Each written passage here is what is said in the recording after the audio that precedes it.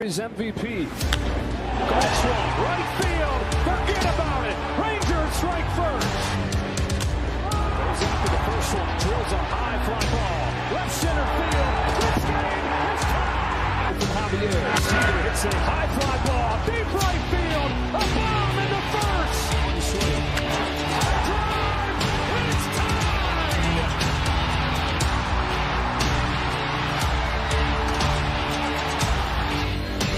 Seager smashes the ball down the line. Goodbye. Now Seager to right center field. Way back there. Shot again. Corey Seager does it again.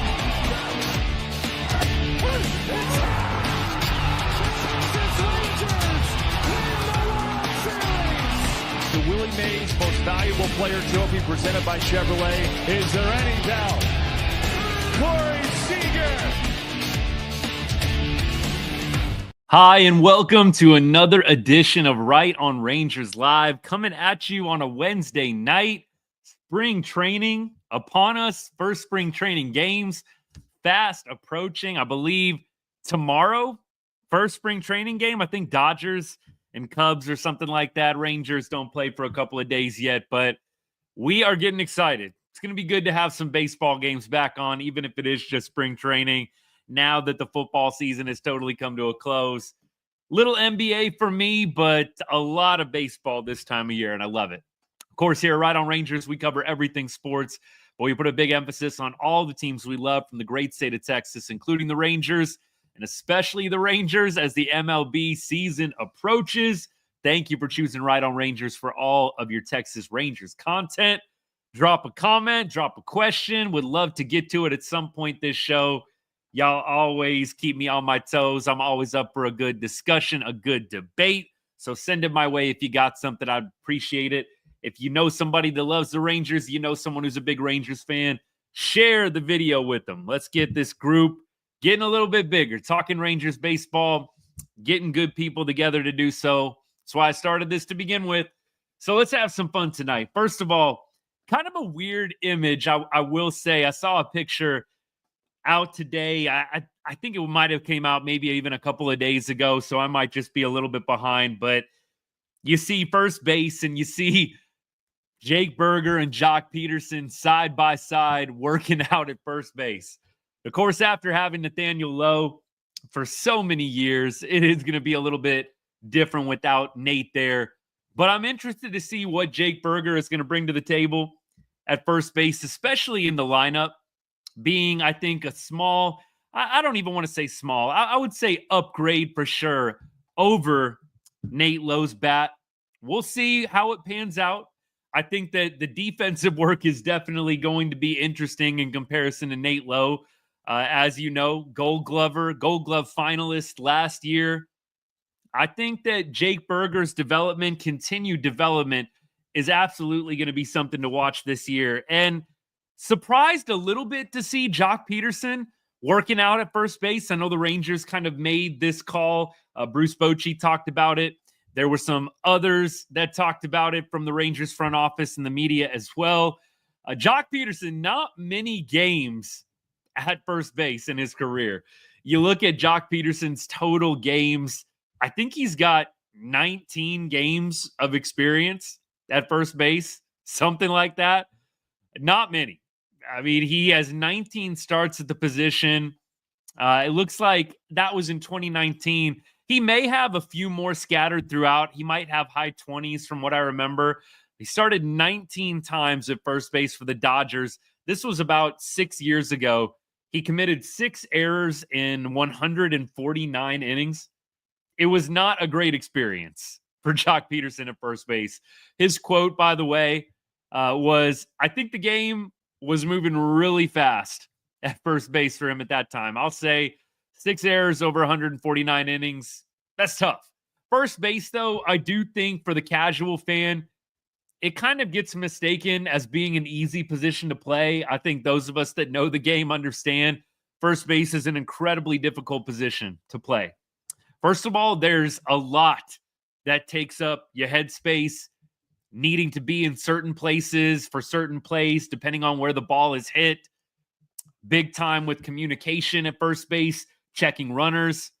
Of course, you have to field your position, ground balls, fly balls, scoops, handling throws from all positions in the infield. It's one of the most difficult positions to play. And it is something that I am going to have my eye on very carefully for the Rangers. I do think not having Nate Lowe, kind of a steady influence, a steady force there over at first base. Yes, I think we all wish that the bat was a little bit more live. It was consistent. We talked about Nate Lowe's numbers throughout the years. He was always good for 15 to 20 homers, 70 to 80 RBI. But that glove was always consistent. A little bit rough, I think, when he first came up to the big leagues. But over the last 3 years or so, I would say there's not much worry when it comes to Nate Lowe over at first base. Wish him all the best with the Nationals. And now we turn the page to Jake Burger and Joc Pederson. Jake Burger has already been established as being an everyday player this year. And we know that Joc Pederson is going to be spelling him occasionally, perhaps when he needs a day off, perhaps when the matchup calls for it. We'll see. I can't imagine that we're going to see Joc Pederson over there regularly, and perhaps Joc still gets some time in the outfield. I think that that would make a lot of sense as well. It's a good problem to have guys that are versatile and can play multiple positions. What you want to try and stay away from is you have kind of a circus effect out there with guys not fielding their positions well, not being able to fully focus on one, being a master at that one. I think you saw that a little bit with Zeke Duran last year. They kind of tried to throw Zeke out in the outfield, infield, first base. It's tough. It is not easy being a multiple position player in Major League Baseball. Not easy at all. Easy in high school. Still, I think a little easier in college. In the pros, it's tough to be a guy that is elite defensively at more than one position. And even for an outfield, going from center field to right field, center field to left field, we think that that is just easy piece of cake.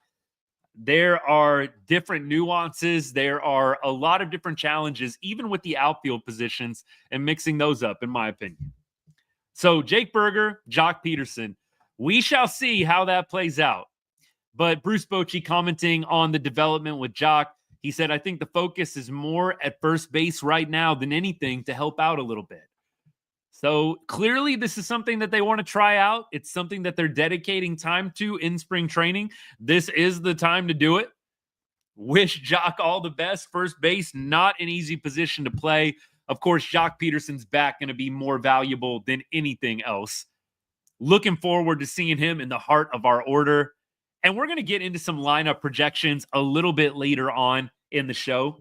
Before I get into my next topic, let me check comments here, see what we got going on.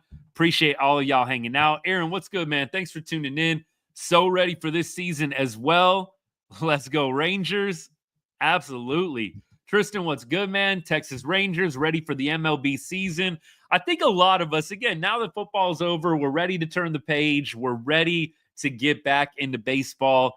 I know that hockey, I know NBA still going on, and definitely have my eye on those two sports as well, especially as they come down the final run to playoffs starting up in April for both NHL and NBA. It'll be a lot of fun. April is one of my favorite months for sports. You got a lot of awesome things happening. You've got baseball starting up. You've got playoffs for NBA, NHL. You're coming off of March Madness. I know that the first week of April, last week of March, you got a ton of great basketball going on in the college world. You've got college baseball happening. I'll do a little college baseball here on the show. Of course, y'all know my team, the Texas Longhorns. We'll see how things pan out. College baseball just kind of getting fired up right now. That's been fun to see as well. So couldn't be more excited. I am ready to start doing these shows a little bit more often. It's been great doing it once a week. I'm looking forward to being able to talk about real games, even if they are just spring training games. It's going to be a lot of fun. Natalie, what's good? I haven't watched a ton of the Four Nations games. I have watched a lot of highlights of them. I did not sit down and watch any of them, but read a lot about how intense, how passionate, how awesome the games were. And all I can say about the Four Nations hockey that's going on is I wish that there were more all-star games that rival the level of intensity that some of those hockey games have given us. It's been great. It's an awesome theater. I wish that NBA, I wish that the NFL could figure it out and come up with something that would get a little bit more eyes on the game and also level up the game too. I actually didn't mind the NBA format that they did this year, but there were so many breaks, like just stopping the game for 20 minutes on end. That kind of soured it a little bit for me, but I actually didn't mind the format of the NBA All-Star game. I still say, though, bringing it back to baseball, the sport that we know and love, I still say baseball has the best All-Star game. You've got the closest, I want to say, just the closest, truest form of the game in the MLB All-Star game. I love it. You've got guys that obviously are out there having fun, but look, you're going pitcher versus batter. You don't want to get embarrassed. There's no, I guess you could let a pitch go by, right? And sometimes I know that the pitchers challenge guys with fastballs, let them know what's coming. Hey, see if you can hit it. But nevertheless, I genuinely feel in the MLB All-Star game, the guys are competing and they're giving their best. They're trying to win. And we got, I think, over the years, MLB, the best All-Star game, I think, by far. Not a lot of experimentation, a little bit me here and there, maybe in small ways, but I love that MLB stays true to the game for its All-Star experience. And look, NBA, NHL getting better. This was awesome, I think.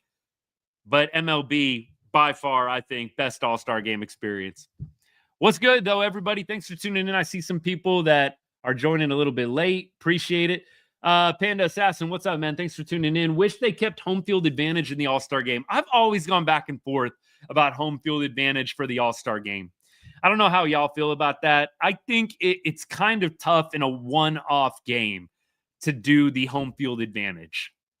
Maybe if it was a little bit more to it, maybe if there was a little bit more of a body of work, but what, you'd have to play a series or something like that. I just don't know if it's the best way to determine home field advantage in the World Series.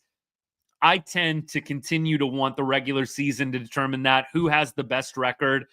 I think it makes the regular season actually matter. I think you're having that problem in some of the other sports, honestly, where the regular season is so watered down. And if you don't have the regular season record determine home field advantage for the World Series, it does, in my opinion, devalue the regular season a little bit. Now, would it up the stakes for the All-Star game? 100%. And I think that the times that they actually did it, MLB allowed the All-Star game to determine home field advantage in the World Series. There was absolutely an added element, I think, of competition, intensity. There was more on the line. The game was managed a little bit differently as well. But I think it puts everybody in a little bit of a tough position. And then you get back to that debate of, okay, well, does the regular season matter and how much does it matter if we're allowing a one-off All-Star game to determine home field advantage? I think that that is what it's always going to come back to. But again, that being said, I think that when you add it into the All-Star game, clearly it's going to create higher stakes, but tough in a one-off experience. Let me keep going. Appreciate all y'all tuning in. I'm going to scroll back a little bit. Red Sox finishing first in the AL East. Look, Red Sox, by the way, got Alex Bregman 3-year, $120 million deal. I think I'm getting that right. Little surprised. Bregman had, I think, a 6-year offer from the Tigers. Obviously, a little bit less money on average each year. But I'm a little bit surprised that Bregman takes the 3-year deal. I know that Alex Cora and he obviously have some connections from when Alex Cora was with the Astros. But I was surprised to see Bregman go to the Red Sox. Personally, I think the Yankees are probably still the team to beat. I think the AL East is going to be very competitive once again. I'll believe it when I see it, I think, with the Red Sox at this point. I think the Yankees reloaded enough that they are still the team to beat in that division. Bregman is definitely a solid pickup. I don't think he is quite the player he was from maybe the late 2010s, even early 2020s, but I think he's still a very, very good player, and I'm glad that he's not in the AL West anymore. 100%. Me keep on going here. Appreciate all y'all hanging out. We got a few more things to get to before the show's over, but I'll take your questions, comments throughout. Jacob DeGrom, man, it's good to see DeGrom throwing bullpens, is it not? I'm seeing a few of y'all commenting about DeGrom. Great to see Jacob DeGrom throwing bullpens and looking like he is going to be a full go for the beginning of the year. I am really interested to see Jacob DeGrom's first spring training start. That's definitely going to be one that I tune in for. Is DeGrom opening day starter, by the way? Or do we go Evo? I think that is going to be a fun debate amongst Rangers fans. DeGrom, of course, got the opening day nod a couple of years ago. I think it was the first year that he signed that we had him pitch opening day. I saw Rangers Nation come out with a pretty good carousel. I think it was a carousel or a reel on Instagram. And they just showed all the different Rangers pitchers that have started opening day over the years. I think Kevin Millwood is the last Rangers pitcher. Kevin Millwood, you got to go back early 2000s for that one. I think he started like 3 or 4 straight opening days. And I don't think anybody else has done a back-to-back opening day for the Rangers since. Maybe I'm wrong on that, but I think that is accurate. Kevin Millwood, the last Ranger to go back-to-back on opening days for the starting pitcher. We'll see what the Rangers come out with. I'm not going to be mad really at either choice, Evo or DeGrom. Maybe they've already announced it and I'm just like totally behind the news, but I would love to see either guy out there on opening day. Both of them deserve it, I think. I think it'd be a pretty cool moment to have DeGrom do it just after everything he's been through. I think that would be a pretty awesome experience. I don't know what their plans are. Don't know exactly what they're thinking, but as I said, hard to go wrong with either guy. I just think for Jacob DeGrom would be a really awesome moment. You make an argument for Evo as well. But again, after the long road back for Jacob DeGrom, second Tommy John surgery, how cool of a moment would that be at Globe Life? Seeing him take the hill for the first home game. I would love it. I'm here for it. Mike, what's good, man? Thanks for tuning in. Rays look weaker than ever before. Well, I mean, they kind of did some really interesting moves that the Tampa Bay Rays did at the trade deadline. I mean, you traded a Rosarina, right? And you made a couple of other trades that really were a little bit head scratching. Like, I know that you're going to have to pay a Rosarina. Maybe that was kind of on their minds a little bit in dealing him to the Mariners, but I just felt like they made some really interesting moves. As the Rays, I can't completely figure out what they got up their sleeve, but honestly, they are such a well-run organization. I'm not going to put anything past them. They'll probably end up being a wild card team just because they're the Rays. Like, they are, in my opinion, very well run in terms of transactions, acquisitions, drafting, all of that stuff. Clearly, not a lot of great free agents are going to Tampa Bay. And with Tampa Bay's stadium issues and that whole thing being in flux, I think it's going to be a curious season for them. But the AL East, I feel, is going to be very competitive. The Blue Jays got better. I think the Rays, you can make an argument they got a little bit worse, but probably going to have some guy coming up from the minors who kills it. Yankees are going to be good. Red Sox are going to be good. That AL East, they are just going to be murdering each other all season long, I have a feeling. AL West, I think, is kind of going to be the ugly one in the American League. Again, I don't know how good or how much better, beyond the Rangers, of course, other teams in the AL West really got. I know I went back and forth with a couple of you guys on the show last week. I think it was on Saturday. I don't know how you make an argument that Houston got better, losing Bregman, losing Kyle Tucker. Verlander, I don't know if you can throw him in there. He, I think at this point, is past his prime, and he didn't have a good year last year.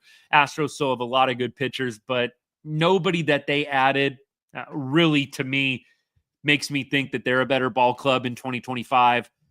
The A's, I think, did get better. I think they've upgraded, but they were pretty low from 2024. So I don't know how much that's really saying. Hey, they got Jose Leclerc. The A's, I know they signed him, and they signed a few other guys as well. Severino.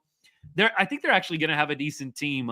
They were on, I think, Talking Baseball. That's a podcast that I follow. Maybe I'll do too.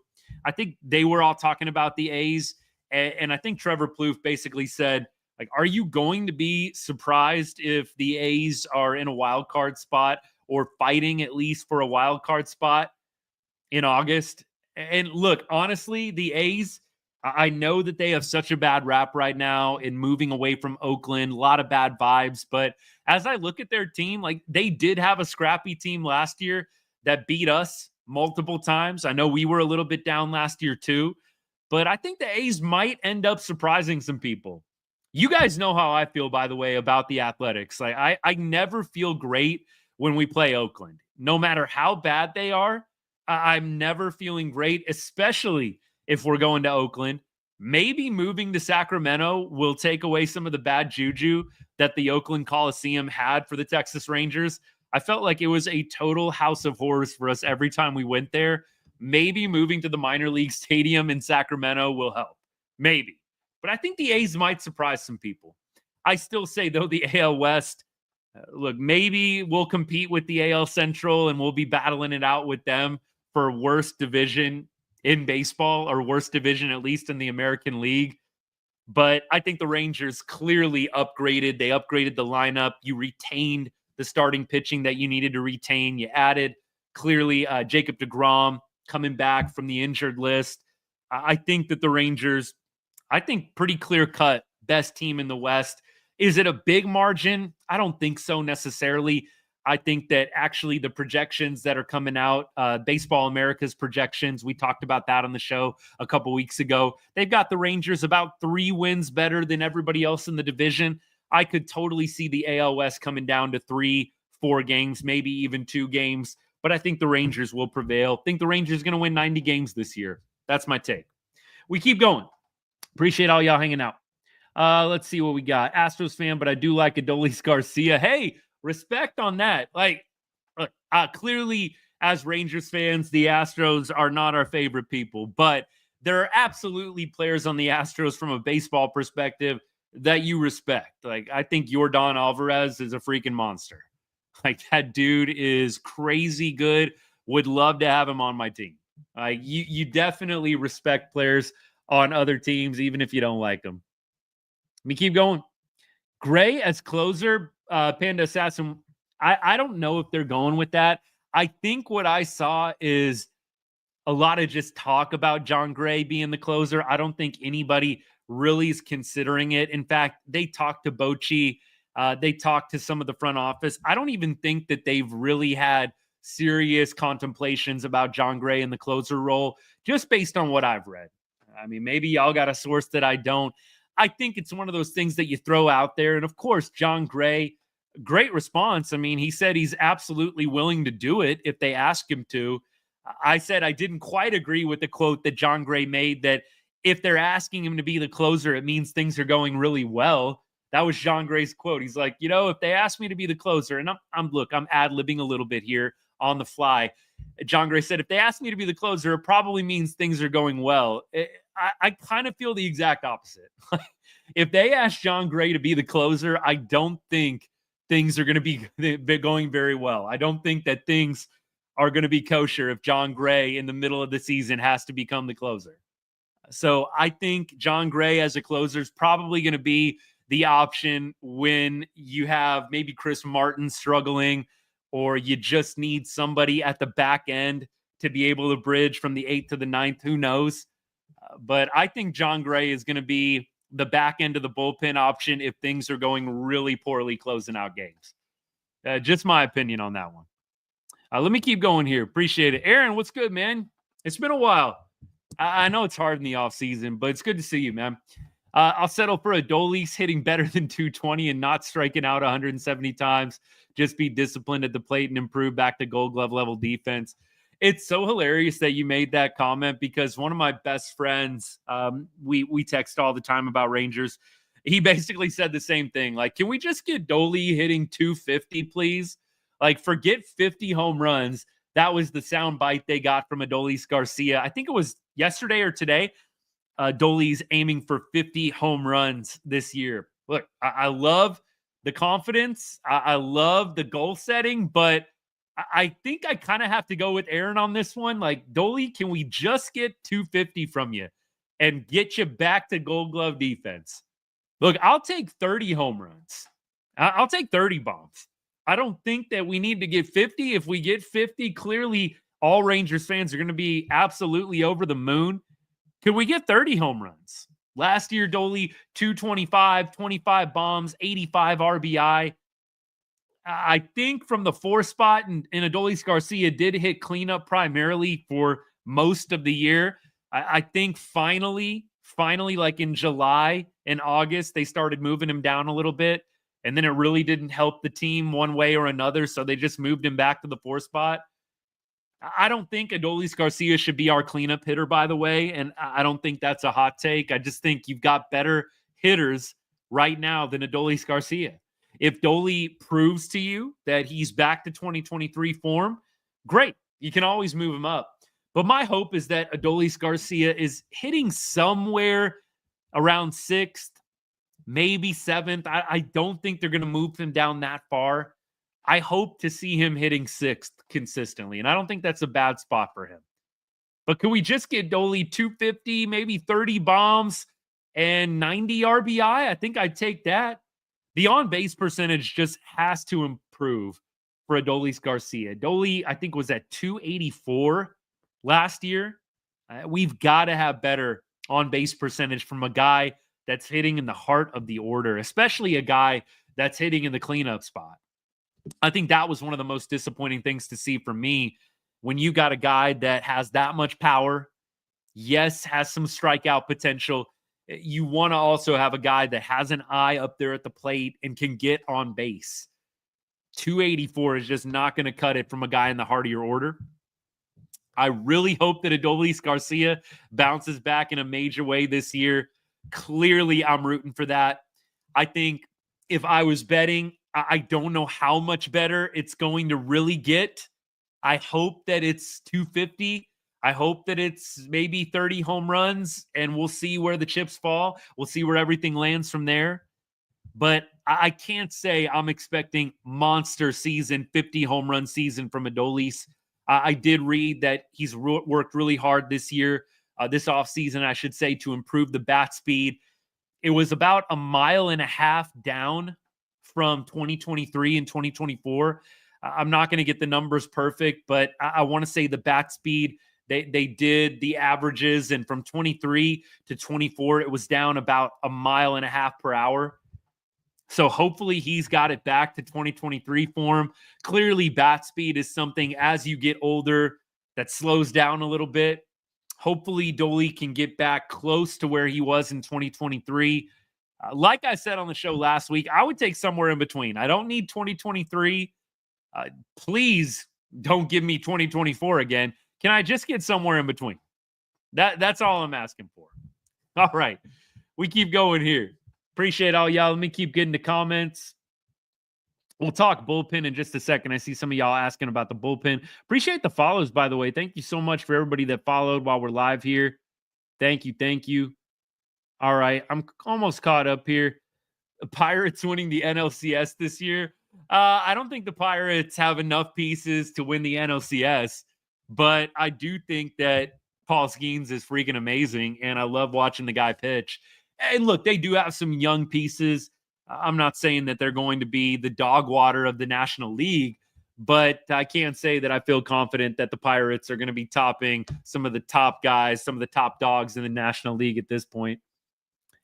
Let's see. We go Evo out of respect. This is back to the opening day debate, which I'll probably ask y'all every show, especially as spring training gets started and we see these guys get to pitch. But Panda Assassin says, we go Evo out of respect, but maybe next year. Look, if Evo is the opening day guy, I'm not going to complain. I'm not going to be in any way unhappy. I just think DeGrom, it would be a cool story for him. I think the fans would be incredible. First opening day for him in a little while. Been a long journey, a long road from that second Tommy John. I just think it would be a pretty awesome atmosphere. DeGrom taking the hill, taking the bump for the first time in 2025, opening day, first game for the Rangers, opening up against the Red Sox. I think that would be an incredible moment. But look, if Evo gets it, not going to be unhappy at all. Somebody is giving DeGrom a hard time here. Jared says it's adorable. Thanks. Very flattering. It's adorable that you think DeGrom will be healthy for more than 3 months. Look, I don't actively sit around and just predict guys getting injured. Of course, I know DeGrom has an injury history. Anything can happen, but I actually feel like DeGrom is going to be all right this year. I don't know long term, look 4 or 5 years from now, what DeGrom is going to look like, but I feel actually pretty confident that DeGrom is going to stay healthy. I think he starts 25 games this year. I don't think he's going to be the workhorse that starts 30 or 32. I think he gets 25 games this year. If I was taking that bet, the over-under on the 25, I'd go over. I think he gets 25 or more. That is my optimistic side, though. I know there's a lot of negativity about Jacob deGrom's ability to stay healthy. I just got to feel like the positive results at the end of 2024, an entire offseason to continue to rehabilitate, build your arm up, spring training. You've got kind of a regular routine established at this point to begin the season. I feel good that Jacob deGrom is going to hold up. I think they will be cautious with him initially. Wouldn't be surprised if they skip him at times in the rotation. But I do think he gets at least 25 starts. Maybe that's way too glass half full mentality, but that's what I'm going with. All right. Let me go to this one, and then I'm going to backtrack a little bit to the bullpen. Mike says the real question is who starts game number 3, Malley, Gray, Bradford. Look, if it's me, and only because of the splits, because I think it's a 3-game set with the Red Sox, is it not, to open up the season? I'll pull up the schedule. Anyways, if we are doing a 3-game set, which would seem logical, usually what they do like the Thursday, then you get Friday off, and then you play Saturday, Sunday. We'll see what they're doing here. It's a 3-game set. So in my opinion, the number 3 guy should be Cody Bradford. And it's Cody Bradford for me because the dude is completely dominant at home. And you've got an opportunity to start Cody Bradford at home to begin the season. I would 100% feel comfortable giving him the nod there. We've discussed at length Cody Bradford's very odd splits in 2024. Dude was like unhittable Cy Young candidate in the friendly confines of Globe Life, then went on the road and looked like a guy that belonged in AAA. Like the splits were ugly. I can pull them up. I might as well pull them up while I'm yapping here, and I'll let you guys know. I know I've read this before for all my longtime listeners, but let's talk Cody Bradford splits one more time. So last year, 2024, Cody Bradford at home, 2.25 ERA in 9 games started. Cody Bradford on the road, 5 games on the road, 7.08 ERA. 17 runs allowed in 20 innings pitched on the road. I pray that that's just a fluke. And 2025 is going to be a new year for Cody Bradford. But the only reason I say Cody Bradford number 3, can we please get him a home start? Just get some positive momentum to begin the year. We know he's good at home. I'd go Cody Bradford 3, probably Malley 4, and then John Gray 5. Look, I think that Kumar Rocker has an opportunity if he really wows in spring training to maybe take that 5 spot. But everything I've seen in the media would indicate to me that they plan to use John Gray as a starter. And correct me if I'm wrong, I'm almost 100% that I saw Evan Grant reporting that they're not going to a 6-man rotation, which I thought was a little bit different. I kind of felt like you've got guys that are a little bit older. You've got DeGrom, you've got Evo, guys in their upper 30s, getting to their mid to upper 30s. And you might want to be able to extend out the rest a little bit. And I think last time I was live, we talked about how for some guys, the 4 days off, 5th day you're on, that's like creature of habit, innate, and it throws guys off if you're giving them more time in between. I can see both sides. If it was me, I think I would be very interested in a 6-man rotation with the depth the Rangers have, giving DeGrom an extra day off in between. Evo, same thing. I mean, Nate Eovaldi was not the epitome of health last year. In fact, I think he actually gutted out a lot of those starts at the end, battling through things. credit to him. Dude's a warrior. But for his sake, Evo's been hurt off and on almost, I feel like, every season we've had him. So a 6-man rotation seemed prudent. It seemed wise to me, but maybe there's something more to it that I'm missing. It's not like I read a detailed explanation of why they decided not to. I think it was pretty much a quote that just said, yeah, not something we're really thinking about at this time. But I'd love to hear the deep dive answer on that one. So I got to think Malley 4 and then John Gray or Kumar Rocker 5. Kumar Rocker, I think, got to have an amazing spring training to take that 5th spot from John Gray. We'll see what happens. Let me keep going. Let's go. We've got, Wisco Sports. What's good, man? Thanks for tuning in. Appreciate you, man. It's been a little while. Right now, who does it look like starting 4 or 5 are going to be? Yep, just covered that. We have a closer. Chris Martin. Chris Martin going to be the closer as of right now. Of course, Arlington High graduate, gets to come back home to Arlington. Pitched for Boston over the last couple of seasons. Had a very, very close to 2.0 ERA. Doesn't have a lot of experience closing games, but does have late game experience. I think Chris Martin probably hasn't closed or had more than like 30 to 40 save opportunities. But I do trust him back there at the back end. I'd love to have somebody maybe a little bit more reliable in that 8th inning spot. Chagua, who we just acquired, maybe he's going to be a little bit of a late inning guy. Of course, when Josh Boers comes back, maybe you've got a little bit of a problem solved there too. There's some other guys. Look, I think that the Rangers definitely have some options. You've got some guys with experience, Hobie Milner. There's other, I think, solid names, solid vets in the bullpen. But we all know the 8th inning, the 9th inning, it's just a different beast. And you've got to have a guy with ice in his veins to step out there on the mound in pressureful situations and be able to get outs. It's just not quite the same as throwing in the 6th or 7th inning.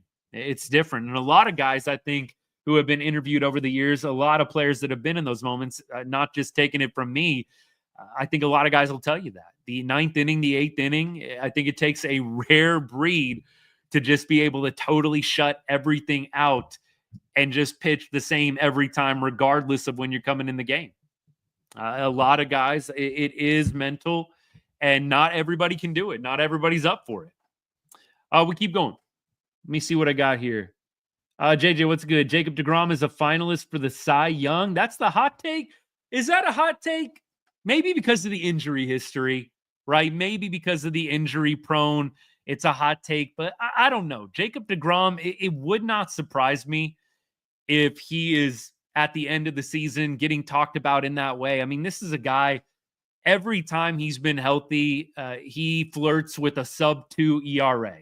And I do think a lot of people have forgotten just how good Jacob deGrom is. You see a lot of people, like a couple of people in the TikTok chat, bagging on deGrom and the injuries. It's disrespectful, honestly. Jacob deGrom, one of the best pitchers to ever step on a mound in the game of baseball. I think Jacob deGrom is a Hall of Famer. Regardless of what happens the rest of his career, I find it hard to not put Jacob deGrom in the Hall of Fame based on what he's achieved in his career up to this point. I think he's still got probably 3 or 4 more good seasons left. But I think Jacob deGrom's a Hall of Fame pitcher, and I think some people have forgotten just how elite this man is when fully healthy. I'm really looking forward to him showing out, proving some people wrong that are sleeping on him. Maybe giving a little bit of disrespect towards Jacob deGrom coming into the 2025 year. We will see how much of a hot take that is, Jacob deGrom for Cy Young. We keep going. Appreciate everybody. Thank you for all the comments. Let me get back to one that I saw on YouTube. The comment here is, what do I think of the bullpen? I think it'll be better than in 2023. I think definitely 2023. I don't know the 2024 comp yet. Robertson and Yates, so good. I don't know if it's going to be at that level or not. I am optimistic, but I am not going to be surprised if there are some struggles at different points in the year. I do know CY and the front office, They do appear to be able to push the right buttons when it comes to relievers. What they were able to get out of Kirby Yates and David Robertson last year, incredible. I think you cannot underscore enough how amazing it was to take those two guys, vets in their upper 30s. Kirby Yates, I think, was a solid pitcher coming in. David Robertson, same thing. Like, these guys weren't scrubs, but nobody expected Kirby Yates and David Robertson to have the types of years that they did.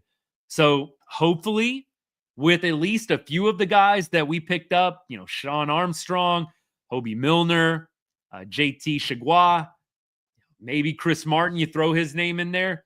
Maybe those 4 dudes and maybe a healthy Josh Sborz is going to be really all you need, especially when you think about the postseason and you think about the guys that you need to come through for you. It's not quite as many. It's not quite as big.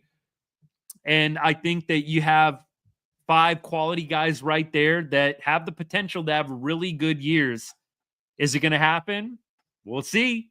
But I do think that the Rangers have a solid core out there in the bullpen as of now. We keep going. We talked Adolis. We talked Joc Pederson going to first base. Adolis, by the way, if you missed it, not proclaiming, but confidently goal setting 50 home runs in 2025. I said, just give me somewhere in between, please. Last year and 50. I'll take 30. I'll take 35. Somewhere in between there, please. All right, lineup projections. I'm really excited to see what the Rangers opening day lineup is going to be. Looking at the Boston rotation, I don't know if they are going to be throwing lefties in that series or not. I'm going to look up their starting rotation right now just to see what I can figure out. You guys know, I mean, I know the big names, but it's hard enough keeping up with all the Rangers. So I'm going to have to go to the rotation here. Crochet, is he going to be opening day? So Crochet, by the way, acquired from the White Sox. If he's the opening day guy, the lineup, I think, might look a little bit differently than what's being projected right now by a lot of people. Maybe Tanner Houck gets the opening day nod. I can't see any of these other guys getting opening day. I think it's got to be Crochet or Houck. I don't feel like any of these other dudes, Giolito, Bayo, Walker Buehler, Cutter Crawford, I don't think any of those guys are going to be taking opening day from Crochet or Houck. So maybe they throw Crochet opening day and our lineup is going to look a little bit differently with a lefty throw-in. But let's go like the normal right-handed lineup. So for me, I think Simi Seager probably going to be the mainstays. I don't think they're going to be touching those two guys at the top. I would probably have Langford hitting third. I think you got to give the kid a chance. I think he is definitely a guy that can go 30 for 30, 30 home runs, 30 steals. I think he can be in the 30-30 club. So I feel third would be a good spot for him. I think that he's got enough credibility around the league that there are going to be some teams that are going to want to be careful with Wyatt Langford. Fourth, I think you go Joc Pederson. And look, if they wanted to mix that up and they wanted to go Joc 3, Wyatt Langford 4, I wouldn't be mad at that either. But I think Wyatt third, Joc fourth. Then I think depending on lefty-righty, maybe Josh Young in the 5 spot. I think Adolis Garcia might be handling that spot. I don't know how far they want to drop him down. I would hit Dolly 6th, but I would probably do Josh Young in the 5 spot and then go Dolly 6. From there, Jake Berger 7. And then Higgy or Heim 8th. And then from there, 9th, Evan Carter. Leody Taveras, I don't know if he's going to get a lot of playing time this year or not. I wouldn't imagine that he will. But I like Evan Carter as that second leadoff guy. You have Evan Carter in the 9 spot, then you turn it over to Simi and Seager. I think that could be deadly, having a guy like that at the bottom of the order. And maybe Evan Carter hits really well, and you just got to move him up. I could see that happening. I think Evan Carter clearly had a down 2024. The injuries plagued the season. He had a really tough run to end the 2024 year, like an 0 for 20 or something like that. Evan Carter, another guy, I think we forget just how good he was when fully healthy. But I would start him down at the 9 spot. And if he surprises, comes out hot right out the gate, of course you look to move him up. But I do like the concept of having that second leadoff guy in Evan Carter at the bottom of the order to help turn it over to Marcus Semien and Corey Seager. That's what I do. I think against lefties, you're going to have to get a little bit creative. We know Josh Young and Adolis Garcia hit the lefties well. Maybe they move up a little bit. You move Joc Pederson down. I could see them shifting Young maybe up to the 4 spot, Adolis 5th. Maybe you hit Joc Pederson 7th or a little bit lower when there's a lefty on the bump. You move Berger up to the 6th spot. I think they're going to have to toy around with it a little bit, and then we'll see what they do with Evan Carter. I don't know if they're going to be playing Evan Carter every day right out the gate. I would really like to see them take the training wheels off Evan Carter and just play him every day. That's something I've said almost every show, I feel like, this offseason, but I will keep saying it for the people in the back. Evan Carter, can we get him playing every day? Top prospect. We're not trying to make a top prospect a platoon player at age 22.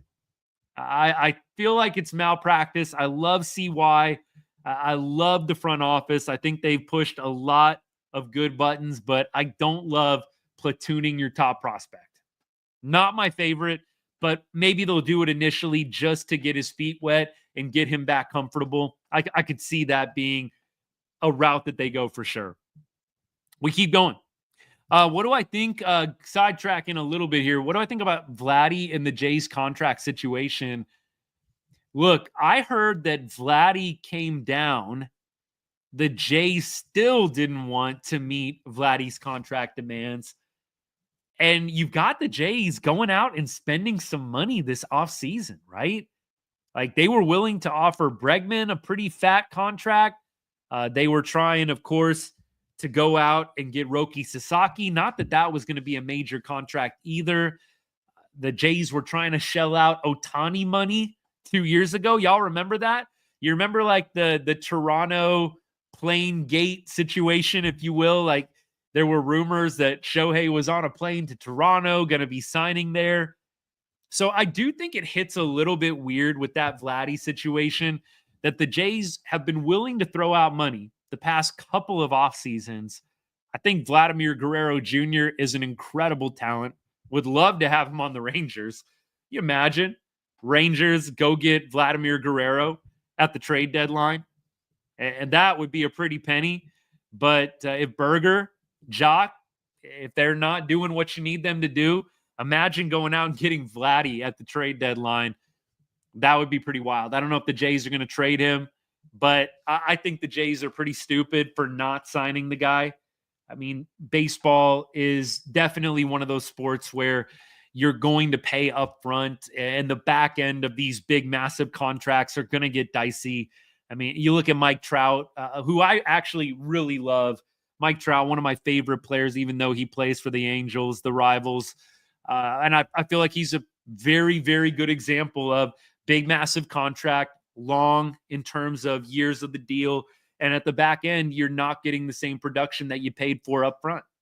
So I think baseball a little bit different. I would be paying Vladimir Guerrero Jr., especially if you were willing to spend money on Ohtani. Clearly, I think Ohtani in a little bit of a different echelon or tier than Vladimir Guerrero, but I definitely would be paying Vladdy, especially if he had come down from the initial ask.